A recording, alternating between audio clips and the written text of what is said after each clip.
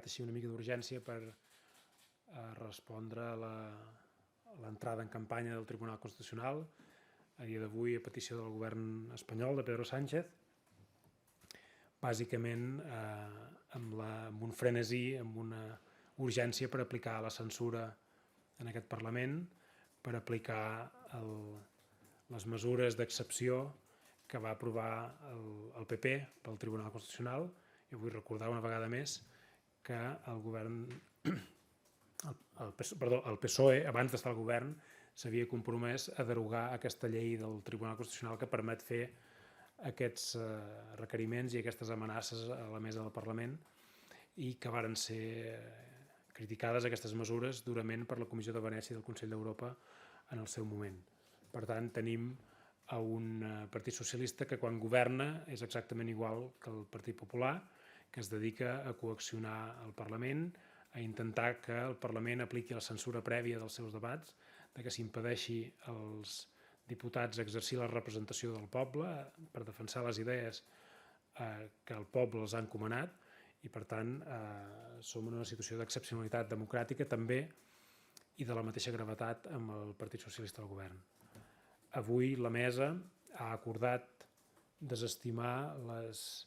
reconsideracions del Partit Socialista, de Ciutadans i del PP contra una moció que es va admetre a tràmit la setmana passada, una moció del grup de la CUP, també per referir-se o per parlar del dret d'autodeterminació. Nosaltres sempre hem dit a la mesa que en aquest Parlament s'ha de poder parlar de tot, s'han de poder defensar totes les idees, perquè són les idees dels ciutadans, no perquè nosaltres siguem capriciosos, sinó perquè si no podem parlar de tot allò que vol la ciutadania, això no és un Parlament, sinó que és una altra cosa. Des d'aquest punt de vista, recordar que aquest Parlament reiteradament ha mantingut que no es pot censurar el debat parlamentari, que no es pot tombar o que no es pot inadmetre una iniciativa parlamentària, una proposta, una moció, pel simple fet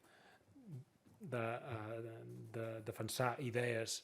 que puguin no encaixar amb l'estatu quo, no encaixar amb el règim del 78 o amb el marc constitucional i que, per tant, seguirem aplicant la mateixa política de garantir que totes les idees es puguin expressar, que totes les propostes es puguin debatre. En la proposta que avui he defensat com a vicepresident a la mesa es destaca especialment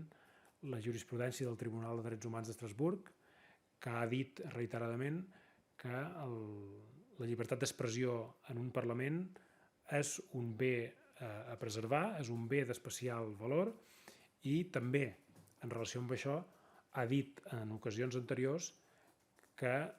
la censura o el qüestionament de la monarquia, en el cas espanyol,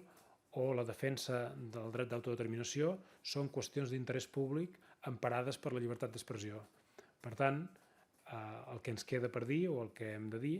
i destacar és que si el Tribunal de Drets Humans d'Estrasburg considera que qüestionar la figura del rei o defensar l'autodeterminació són qüestions emparades per la llibertat d'expressió, en aquest Parlament s'ha de poder fer i es farà, digui el que digui el Tribunal Constitucional. Per part dels membres de la mesa de Junts per Catalunya també hem informat en alguna ocasió, i ara en puc fer un resum, que no deixarem cap d'aquestes mesures del Tribunal Constitucional, cap d'aquests requeriments o cap d'aquestes amenaces que ens fan arribar sense el seu corresponent recurs i sense denunciar-ho allà on es pugui i allà on estigui al nostre abast.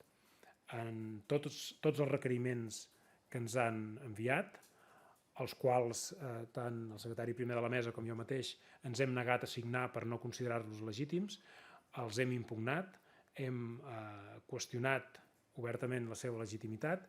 hem fet constar que no tenen base legal, que no tenen empara en cap llei i que a més vulneren els drets dels diputats. I evidentment no ens quedarem aquí, sinó que portarem aquests recursos i aquestes impugnacions allà on calgui i evidentment a les instàncies internacionals que, com deia abans, ja han dit moltes vegades que la llibertat d'expressió ha de poder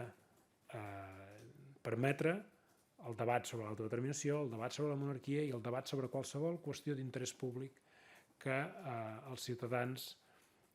d'un país puguin considerar a través del seu vot i a través de la seva elecció dels representants. Per tant, reiterar que la mesa del Parlament ha de garantir el debat, ha de garantir que es puguin tramitar totes les propostes, que no farem d'òrgan censor i que a més ho complirem, perquè no és una qüestió de que ara estiguem en campanya electoral